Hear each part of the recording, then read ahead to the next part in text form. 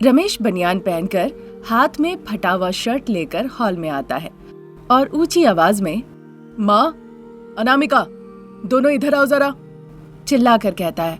उधर किचन में सासू माँ शारदा खाना पका रही होती है और बहू रानी पंखे से उन्हें हवा कर रही होती है। अरे बहू, तुमने कुछ किया क्या? वो ऐसे चिल्ला रहा है। मैंने कुछ नहीं किया माँ जी, आप जो कहती है मैं वैसा ही तो करती हूँ, आपको दिखा के ही तो सब करती हूँ। हाँ बहू, फिर बेटा इस तरह चिल्लाकर हमें क्यों बुला रहा है? वो तो हॉल में जाने के बाद पता चलेगा। ठीक है चलो। सास बहू एक दूसरे से बात करती है और फिर जहाँ रमेश था वहाँ हॉल में जाती है। रमेश फटा हुआ शर्ट दिखाते हुए, अनामिका, ये क्या है? आपको नहीं पता है क्या जी? ये है शर्ट जो आप पहना करते हैं। हाँ बेटा, ये तुम्हारा ही शर्ट है, पड़ोसी का शर्ट नहीं है। अरे माँ, मैं अच्छे से जानता हूँ कि ये शर्ट है और ये वही शर्ट है जो अक्सर मैं पहना करता हूँ। ये सब सवाल मैं नहीं पूछ रहा हूँ आपसे, बस पूछ रहा हूँ ये शर्ट फटी कैसे? ऐसा पूछ ही रहा था कि तब तक प्रसाद एक फटी हुई धोती लेकर हॉल में आते हैं। शारदा, मैंने तुम्हारे साथ क्या गलत किया है? तुम मेरे ऊपर क्यों नाराज हो? मैं सारा पैसे कमा के तुम्हें ही तो लाके देता हूँ कि नहीं? अजी, ये सब मैंने नहीं किया, मैं आप पे क्यों नाराज रहूं भला बताइए? आप तो मेरी हर बात मानते हैं। ये जरूर बहू ने किया है। बहू, बेटे की शर्ट फाड़ दी, ससुर जी की धोती फाड़ दी तुमने। मुझे पत्थर के ऊपर कपड़े धोने की आदत है माँ जी, शायद इसलिए हो गया होगा। तो क्या तुम्हारी साड़ी की भी वही हालत है? शारदा के इस तरह कहने से अनामिका चुपचाप सर झुका के खड़ी रहती है। पत्थर के ऊपर कपड़े धोने की क्या जरूरत है अनामिका? घर पे वॉशिंग मशीन तो है ना, क्यों वो काम नहीं कर रहा है? वो सब मुझे नहीं पता जी, सासू माँ मुझे कहती है कि पत्थर पे कपड़े धोने के लिए, इसीलिए मैं वहीं ले जाकर कपड़े धोती हूँ। तुम्हें क्या हो गया शारदा? तुम्हारी कंजूस चाची का असर हो गया क्या तुम्हारे ऊपर? तुम लोग दोनों 1 मिनट इंतजार करो। इतना कहकर शारदा वहाँ से किचन चली जाती है। शारदा ऐसा क्या लाएगी ये जानने के लिए तीनों इंतजार करने लगते हैं। तब तक शारदा करंट बिल लेकर उनके पास आती है। करंट बिल देखकर प्रसाद की आंखें मानो की फटी रह जाती है। आपको चक्कर आ रहा है क्या जी? ये तो मामूली नहीं है।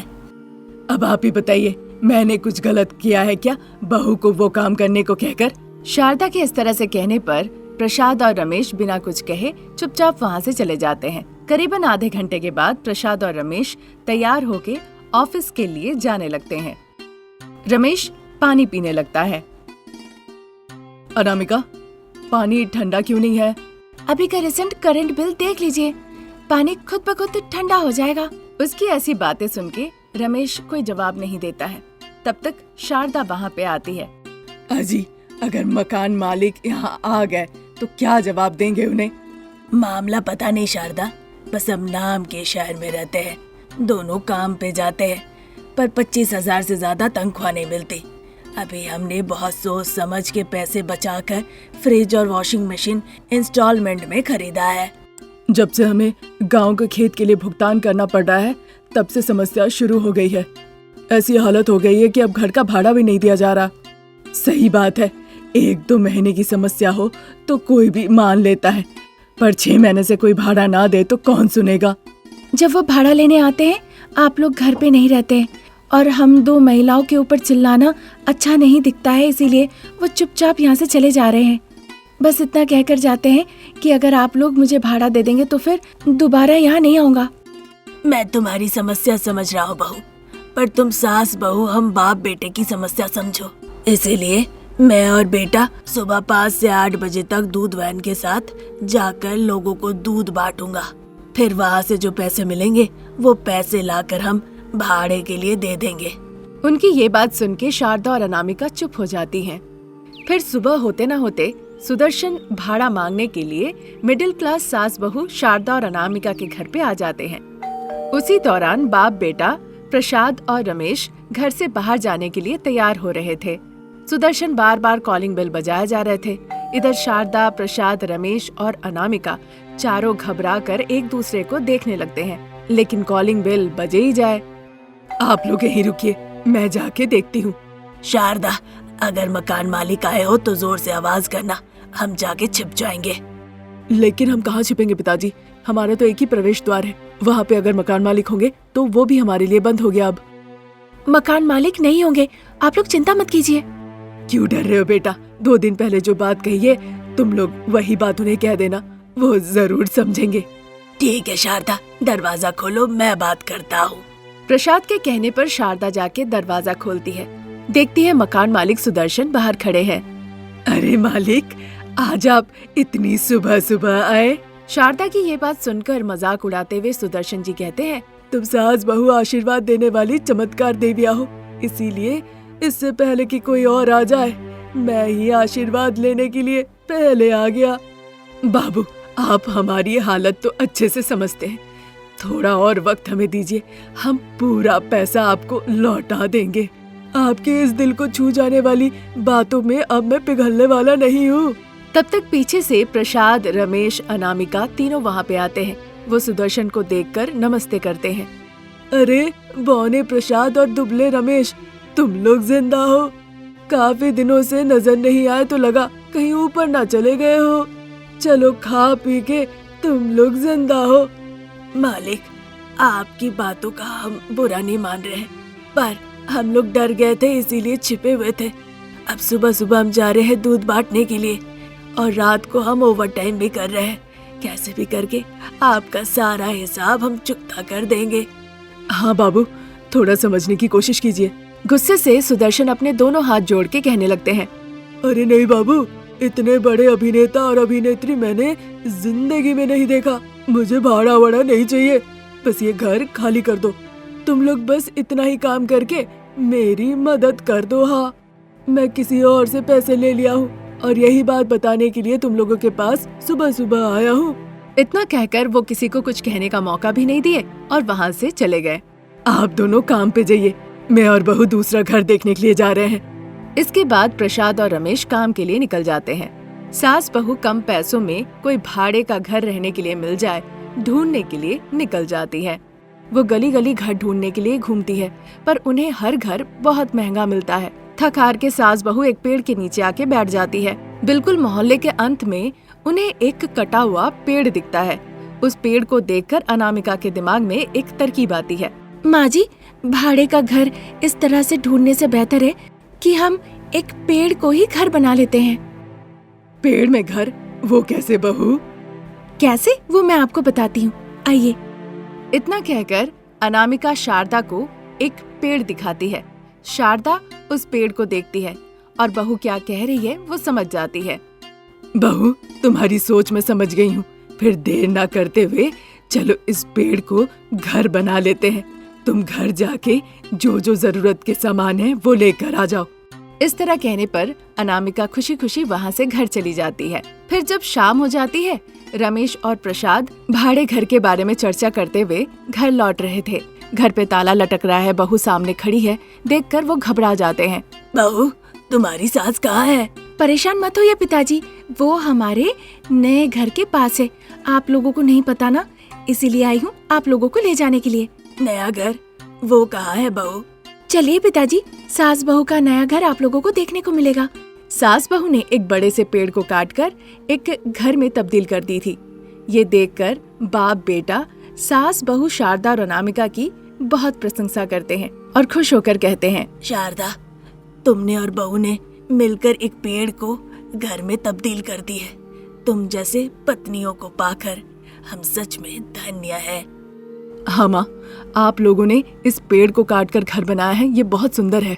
अब हमें रहने के लिए ना घर का भाड़ा और ना ही करंट बिल देना पड़ेगा। हम जो रोजगार करके ला रहे हैं उसी को थोड़ा थोड़ा हम जमा करेंगे और बाद में एक सच में अपना घर हम बनाएंगे। हम तो भाड़े में घर ढूंढने के लिए गली गली मोहल्ला मोहल्ला घूम रहे थे, लेकिन बहू को इस पेड़ को देखकर एक तरकीब सूझी।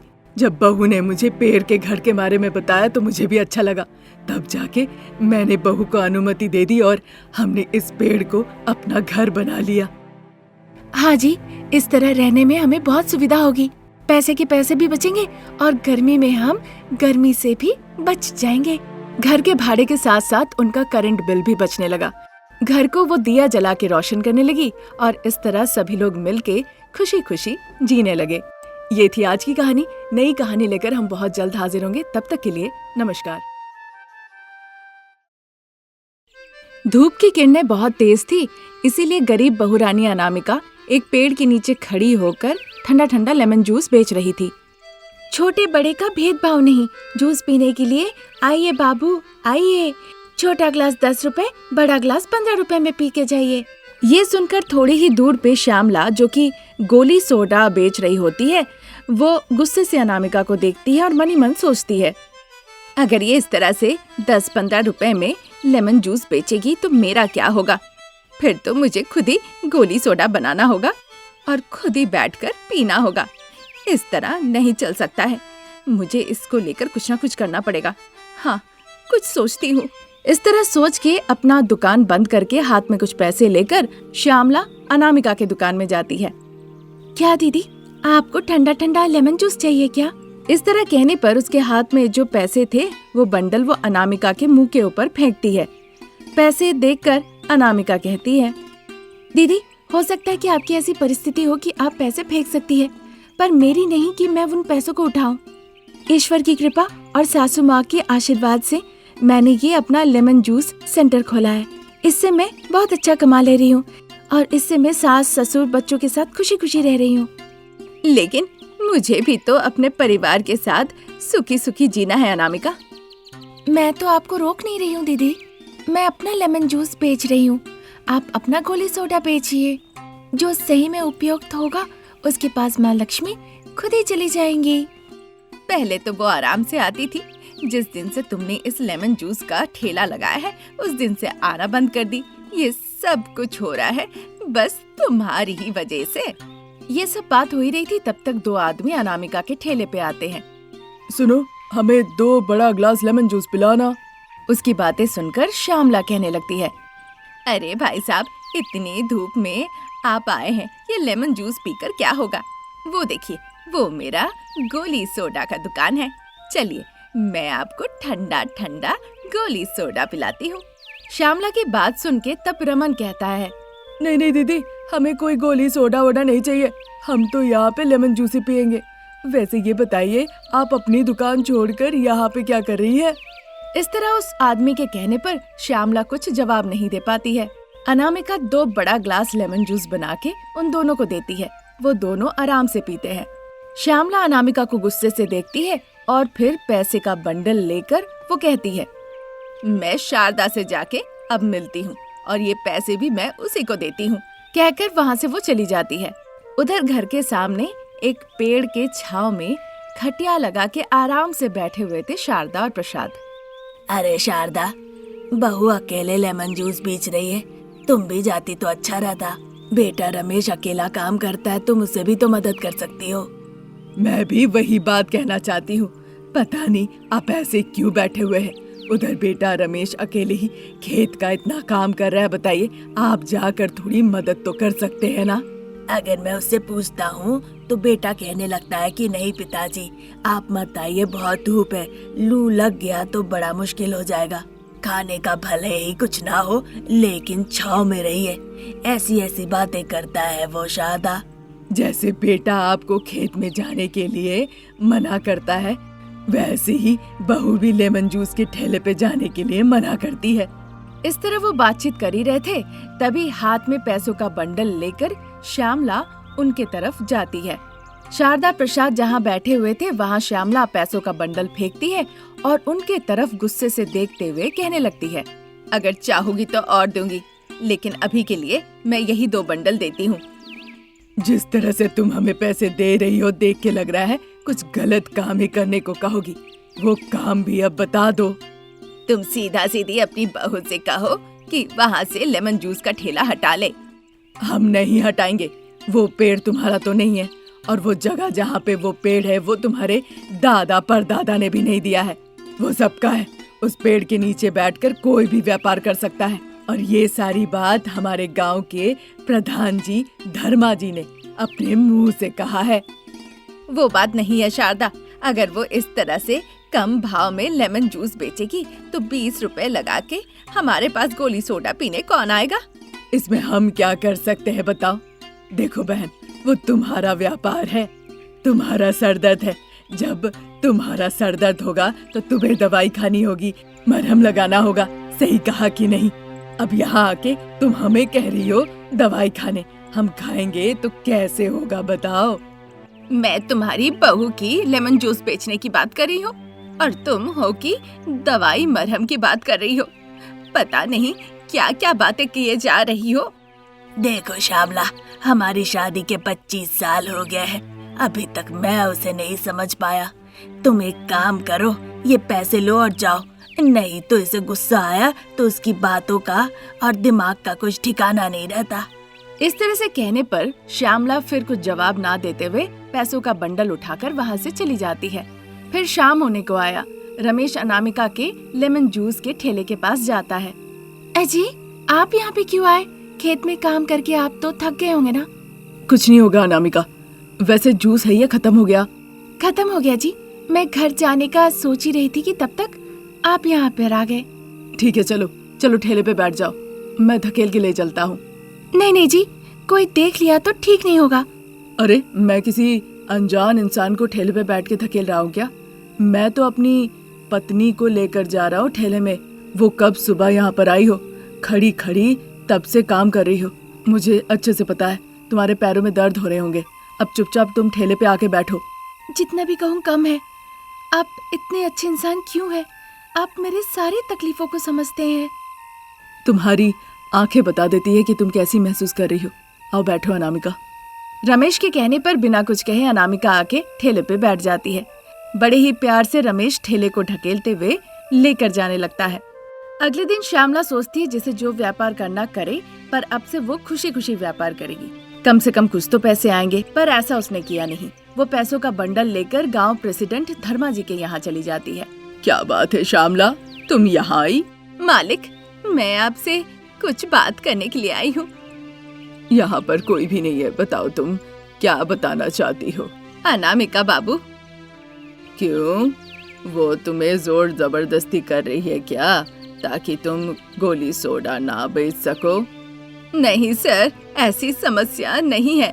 क्यों, जब तुम्हारे दुकान में कोई गोली सोडा पीने आता है, क्या वो तुम्हारे दुकान पे आके बोलती है कि मेरा लेमन जूस बहुत ही स्वादिष्ट है, आप लोग मेरे दुकान पे आके लेमन जूस पीकर जाइए?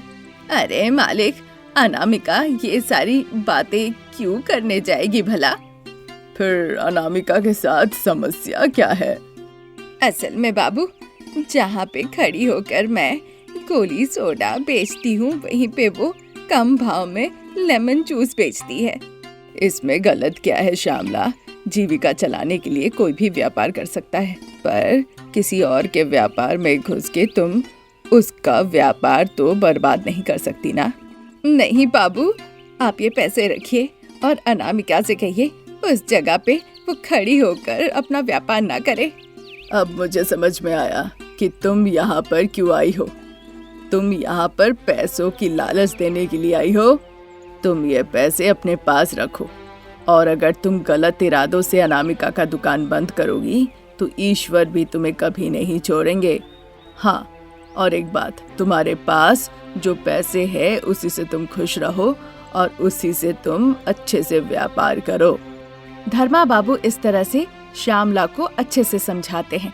उनकी बातें सुन के श्यामला को भी लगता है कि जो उन्होंने कहा वो सही कहा, इसीलिए वो अपने पैसे उठाकर कहने लगती है, मुझे माफ कर दीजिएगा बाबू, लोगों की तरक्की देखकर मेरे मन में जलन होने लगी, इसीलिए मैंने ऐसा किया। अब से मैं ऐसा नहीं करूंगी। इतना कहकर देर ना करते हुए श्यामला वहाँ से चुपचाप चली जाती है। उधर पेड़ के नीचे बहू अनामिका ठेला लगाकर लेमन जूस बेच रही होती है। वहाँ पे जिन्हें लेमन जूस पीने का मन हो रहा था वो अनामिका के दुकान पे जाते हैं, और जिन्हें गोली सोडा पीने का मन होता है वो श्यामला के दुकान पे जाते हैं। तभी श्यामला अनामिका के दुकान में आती है। अनामिका, क्या तुम सच कह रही हो? क्या वो गोली सोडा मांग रहे थे? हाँ दीदी, अगर आप चाहती है तो जाके खुद ही देख लीजिए, आपके दुकान में ग्राहक इंतजार कर रहे हैं। अनामिका के कहने पर श्यामला अपने दुकान की तरफ देखती है कि कुछ लोग वहाँ पे गोली सोडा के लिए इंतजार कर रहे हैं। देखकर श्यामला बहुत खुश हो जाती है। थैंक यू अनामिका, अब से हम खुशी खुशी अपना अपना व्यापार करेंगे। अगर वो मेरे बारे में पूछे तो तुम बताना, तुम्हारे बारे पूछे तो मैं बताऊंगी। ठीक है दीदी। अनामिका की बातें सुन के खुश होकर श्यामला अपने गोली सोडा के दुकान में लौट जाती है। तब से वो दोनों खुशी खुशी अपना व्यापार करने लगती है और खुशी खुशी परिवार के साथ गुजारा करती है। ये थी आज की कहानी। नई कहानी लेकर हम बहुत जल्द हाजिर होंगे। तब तक के लिए नमस्कार।